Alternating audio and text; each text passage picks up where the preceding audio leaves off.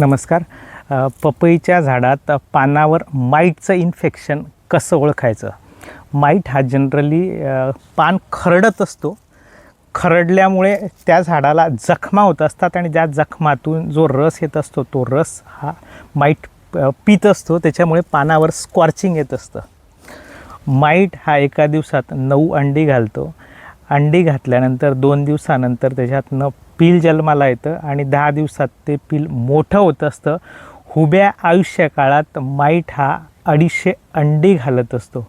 अंडी घातल्यानंतर माईट हा सगळ्यात घातक असतो. त्याच्यामुळे पान ओरबडलं जातं आणि त्यासाठी आपण माईटचा कुठलाही स्प्रे घेतला, कुठलंही ॲकॅरिसाईड घेतलं तर त्यामुळे झाडाची स्कॉर्चिंग वाढण्याची संभावना असते. तर त्यासाठी मित्रांनो, कुठलंही माईटचं औषध घेतलं तर ते औषध आपल्याला 4 दिवसांनी रिपीट करायचं आहे.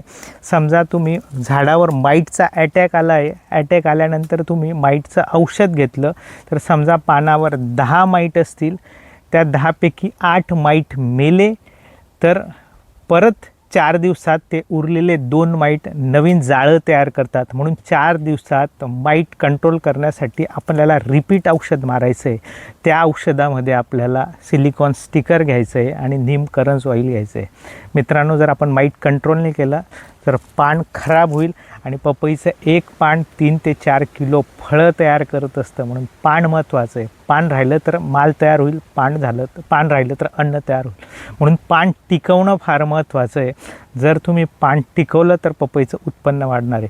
म्हणून पपईचं पान आणि पपईची उत्पादकता याचा जवळचा संबंध असतो. म्हणून आपल्या शेतात असं स्कॉर्चिंग आलं असेल, मागच्या बाजूने जळत असेल पान मधून, समजायचं तो माईटचा अटॅक आहे. त्यासाठी आपण माईटचा जो पण स्प्रे घेणार आहे त्या स्प्रेमध्ये 4 दिवसाचं अंतर ठेवायचं आहे आणि दुसऱ्या स्प्रेमध्ये आपल्याला नीम करंज ऑइल आणि त्याबरोबर सिलिकॉन स्टिकर घ्यायचं आहे.